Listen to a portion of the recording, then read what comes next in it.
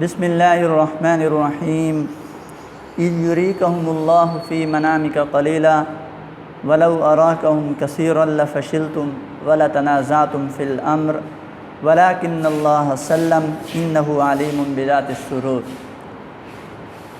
وَإِذْ يُرِيكُمُوهُمْ إِذِ الْتَقَيْتُمْ فِي أَعْيُنِكُمْ قَلِيلًا وَيُقَلِّلُكُمْ فِي أَعْيُنِهِمْ لِيَقْضِيَ اللَّهُ أَمْرًا كَانَ مَفْعُولًا وَإِلَى اللَّهِ تُرْجَعُ الْأُمُورُ۔ عزیز طلباء، غزوہ بدر کے حالات و واقعات چل رہے ہیں۔ آپ نے پڑھا غزوہ بدر کے اندر اللہ تعالیٰ نے مسلمانوں پر بڑے احسان کیے، بہت سے احسانات کیے۔ ان احسانات میں سے ایک احسان یہ بھی تھا اذ یغشیکم النعاس امنۃ منہ، اللہ تعالیٰ نے ان کے اوپر نیند کی چادر اڑا دی۔ وَيُنَزِّلُ عَلَيْكُم مِّنَ السَّمَاءِ مَاءً، آسمان سے بارش برسائی، اور ان کی تعداد کم تھی، اللہ تعالیٰ نے ان کی تعداد کی کمی کو پورا کرنے کے لیے آسمان سے فرشتے اتارے، ہزاروں کی تعداد میں اتارے۔ ان احسانات میں سے ایک احسان یہ بھی ہے اذ یریکہم اللہ فی منامک قلیلا، نیند کی چادر تو ان کے اوپر اڑا دی تھی، فرمایا کہ اللہ تعالیٰ نے خواب میں مسلمانوں کو کفار کی تعداد تھوڑی کر کے دکھائی۔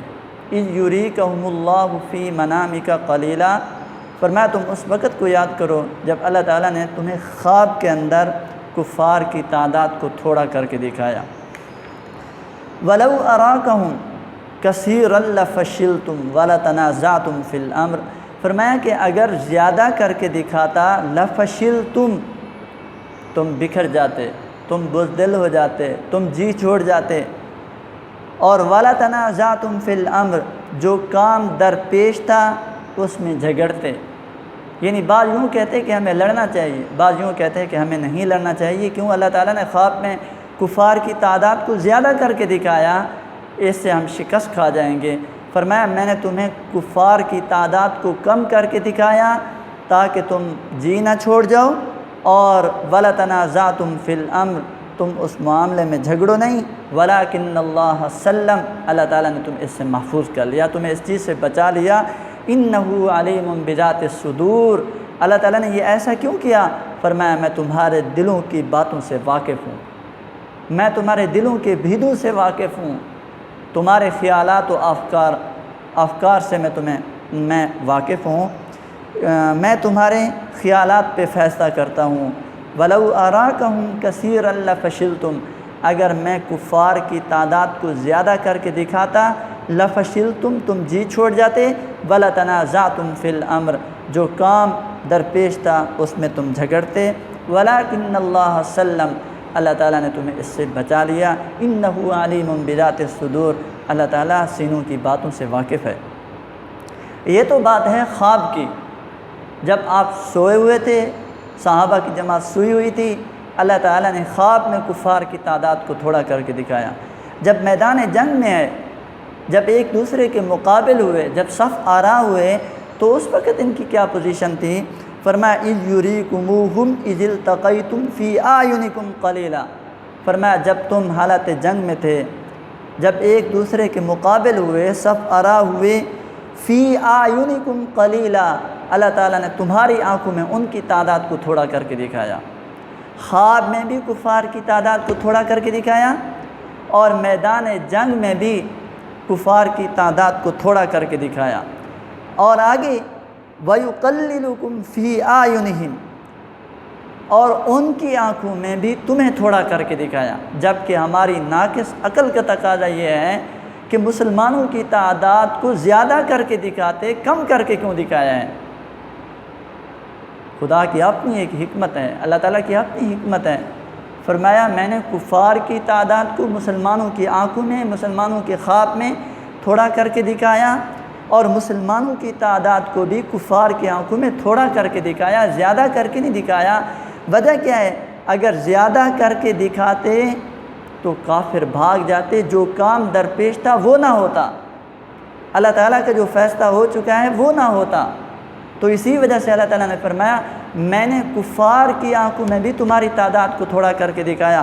وجہ کیا ہے؟ لیقضی اللہ امرا کان مفعولا، تاکہ خدا کو جو کام کرنا منظور تھا وہ کر ہی ڈالے۔ وہ کام کیا تھا؟ کفار کی جڑیں کاٹ دے اور ان کو نیست و نابود کر دے، ان کو ختم کر دے، ان کو تباہ و برباد کر دے۔ مسلمانوں کی تعداد کو تھوڑا کر کے دکھایا، کافروں کی تعداد کو تھوڑا کر کے دکھایا تاکہ یہ آپس میں لڑیں۔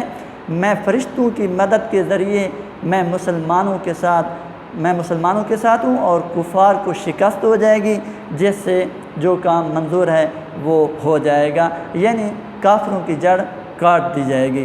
وَإِلَى اللَّهِ تُرْجَعُ الْأُمُورُ، اور تمام کے تمام امور اللہ ہی کی طرف لوٹنے والے ہیں۔ آپ یوں ہی سمجھیں مسلمان سوئے ہوئے تھے، اللہ تعالیٰ نے خواب میں کفار کی تعداد کو تھوڑا کر کے دکھایا، اور ایسے ہی جب میدان جنگ میں تھے پھر بھی کافروں کی تعداد کو تھوڑا کر کے دکھایا، اور کافروں کی آنکھوں میں، کافروں کی نظروں میں مسلمانوں کی تعداد کو بھی تھوڑا کر کے دکھایا۔ اللہ تعالیٰ چاہتا تھا کہ لڑائی ہو اور مسلمان فتح یاب ہوں اور کافروں کو شکست ہو اور کفر نیست و نابود ہو جائے، کفر تباہ و برباد ہو جائے۔ آپ دوبارہ ان آیات مبارکہ کی ٹرانسلیشن دیکھ لیں۔ اِذْ يُرِيكَهُمُ اللَّهُ فِي مَنَامِكَ قَلِيلًا، اللہ تعالیٰ نے کفار کی تعداد کو تمہاری آنکھوں میں نہیں، اللہ تعالیٰ نے تمہارے خواب میں کفار کی تعداد کو تھوڑا کر کے دکھایا۔ وَلَوْ أَرَاكَهُمْ كَثِيرًا لَفَشِلْتُمْ، فرمایا کہ اگر زیادہ کر کے دکھاتے لَفَشِلْتُمْ، تم جی چھوڑ جاتے، وَلَتَنَازَعْتُمْ فِي الْأَمْرِ، جو کام درپیش تھا تم اس میں جھگڑتے، وَلَكِنَّ اللَّهَ سَلَّمَ، لیکن اللہ تعالیٰ نے تمہیں اس چیز سے بچا لیا۔ إِنَّهُ عَلِيمٌ بِذَاتِ الصُّدُورِ، کیونکہ خدا سینوں کی باتوں سے واقف ہے۔ إِذْ يُرِيكُمُوهُمْ إِذِ الْتَقَيْتُمْ فِي أَعْيُنِكُمْ قَلِيلًا، جب تم ایک دوسرے کے مقابل ہوئے، صف آرا ہوئے، تو اللہ تعالیٰ نے تمہاری آنکھوں میں کفار کی تعداد کو تھوڑا کر کے دکھایا۔ وَيُقَلِّلُكُمْ فِي أَعْيُنِهِمْ، اور ان کی آنکھوں میں تمہیں تھوڑا کر کے دکھایا۔ وجہ کیا ہے؟ لِيَقْضِيَ اللَّهُ أَمْرًا كَانَ مَفْعُولًا، تاکہ خدا کو جو کام کرنا منظور ہے وہ کر ہی ڈالے۔ وَإِلَى اللَّهِ تُرْجَعُ الْأُمُورُ، تمام کے تمام امور وہ اللہ ہی کی طرف لوٹنے والے ہیں۔ آج کے یہ 5واں سبق مکمل ہو چکا ہے۔ آپ لوگ اس 5ویں سبق کی ٹرانسلیشن یاد کریں گے، الفاظ معنی یاد کریں گے، اور اس 5ویں سبق کا جو سب سے پہلا سوال ہے وہ یہ ہے کہ اس سبق میں مال غنیمت کی تقسیم کے بارے میں کیا حکم ہے۔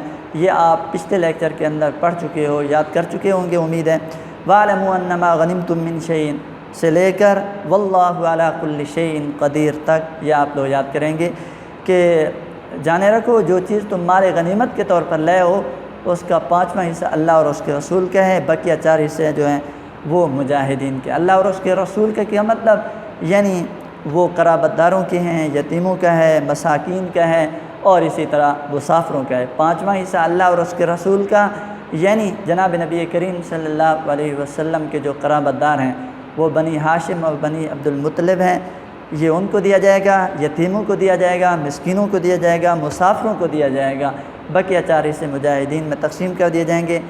یہ اس آیت کی مکمل ٹرانسلیشن، یہ اس سبق کے پہلے سوال کا جواب ہے، آپ لوگ یاد کریں گے۔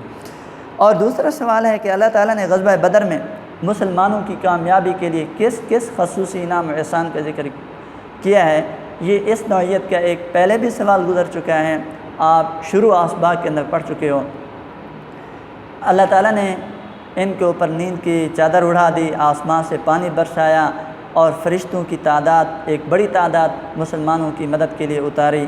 اور آج کے اس سبق کے اندر وہ حصہ بھی اس کے ساتھ ہوگا، اور اِذْ يُرِيكَهُمُ اللَّهُ فِي مَنَامِكَ سے لے کر وَإِلَى اللَّهِ تُرْجَعُ الْأُمُورُ، یہ جو سبق کا حصہ ہے یہ بھی آپ لوگ، یہ اس سوال کا جواب ہے کہ آپ لوگ یہ بھی یاد کریں گے۔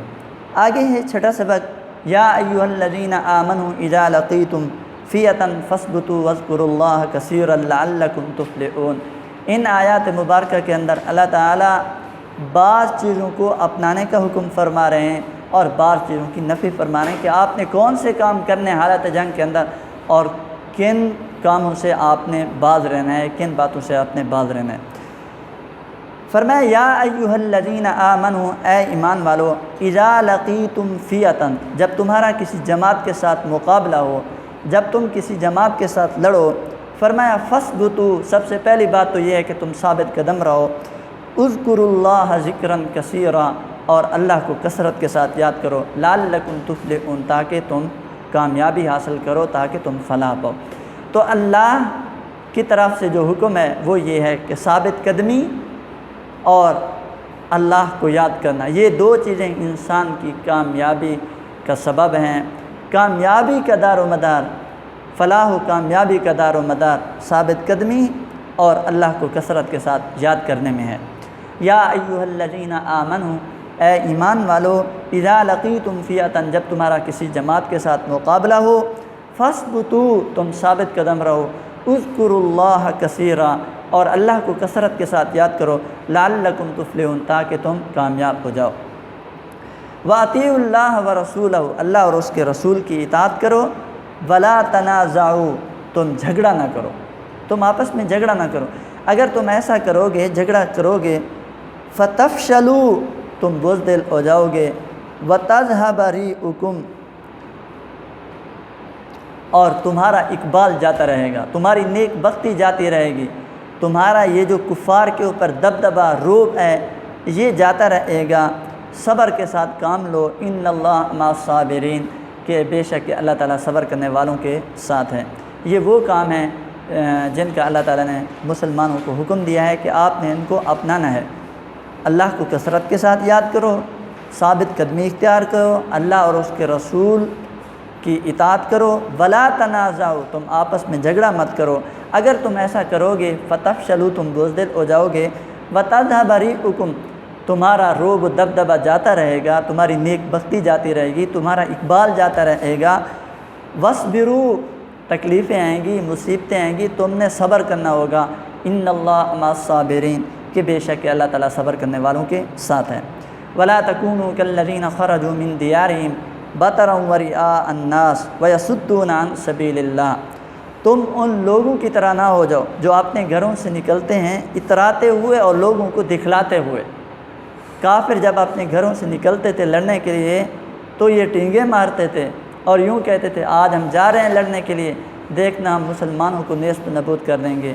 اللہ تعالیٰ نے مسلمانوں کو کفار کے اس شیوے سے منع فرمایا کہ آپ نے ایسا کام بالکل بھی نہیں کرنا، تم نے گھروں سے نکلنا ہے اللہ کو یاد کر کے، تم نے اپنے گھروں سے نکلنا ہے پوری ثابت قدمی کے ساتھ، تم نے اپنے گھروں سے نکلنا ہے اللہ اور اس کے رسول کی اطاعت کے ساتھ، اور تم نے اپنے گھروں سے نکلنا ہے اتحاد و اتفاق کے ساتھ، نہ کہ جھگڑے کے ساتھ۔ فرمایا کفار کے اس شیوے کو کبھی بھی نہ اپنانا۔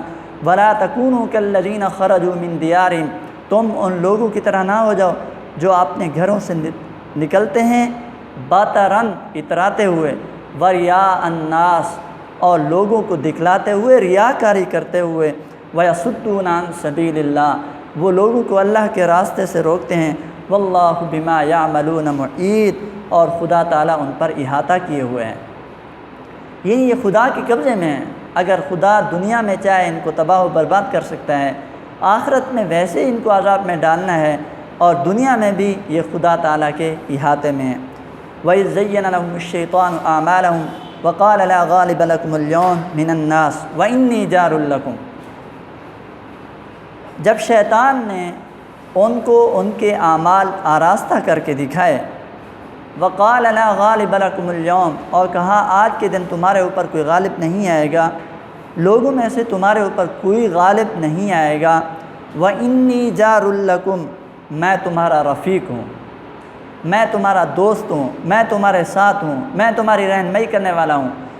فَلَمَّا تَرَاءَتِ الْفِئَتَانِ، جب دونوں جماعتیں ایک دوسرے کے مقابل ہوئیں، صف آرا ہوئیں، نَكَصَ عَلَىٰ عَقِبَيْهِ، یہ شیطان ایڑیوں کے بل بھاگا، وَقَالَ إِنِّي بَرِيءٌ مِّنكُمْ إِنِّي أَرَىٰ مَا لَا تَرَوْنَ إِنِّي أَخَافُ اللَّهَ، اور کہا میں بری ہوں اس چیز سے جو تم کرتے ہو، میں وہ چیز دیکھ رہا ہوں جو تم نہیں دیکھ رہے، واللہ شدید العقاب، اللہ تعالیٰ سخت عذاب دینے والا ہے۔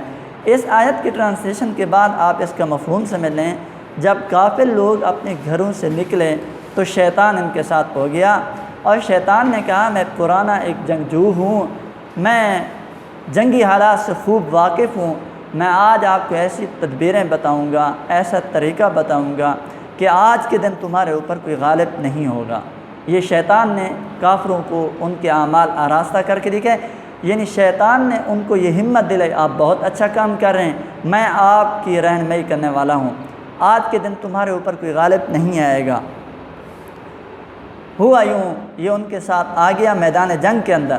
جب اللہ تعالیٰ نے فرشتوں کو اتارا تو شیطان نے جب فرشتوں کو دیکھا، قرآن میں آپ پڑھ رہے ہیں آیا ہے ناکس علی عاقبیہ، یہ شیطان ایڑیوں کے بل بھاگا اور یوں کہا انی بریء منکم، کافروں میں تم سے بری ہوں، میرا تم سے کوئی واسطہ نہیں، میرا تم سے کوئی تعلق نہیں۔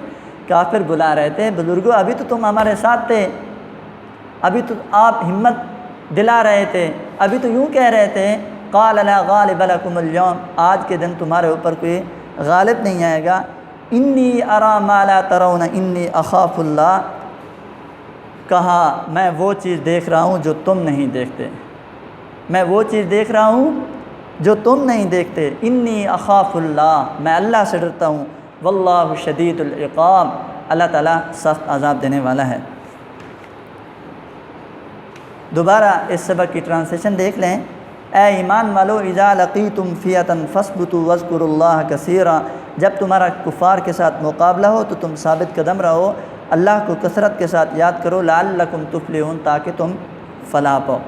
واطیعوا اللہ ورسولہ، اللہ اور اس کے رسول کی اطاعت کرو، ولا تنازعوا، تم آپس میں جھگڑا نہ کرو، فتفشلوا، اگر تم ایسا کرو گے تو تم بزدل ہو جاؤ گے، وتذھب ریحکم، اور تمہارا اقبال جاتا رہے گا، واصبروا، صبر کرو، ان اللہ مع الصابرین، کہ بے شک اللہ تعالیٰ صبر کرنے والوں کے ساتھ ہے۔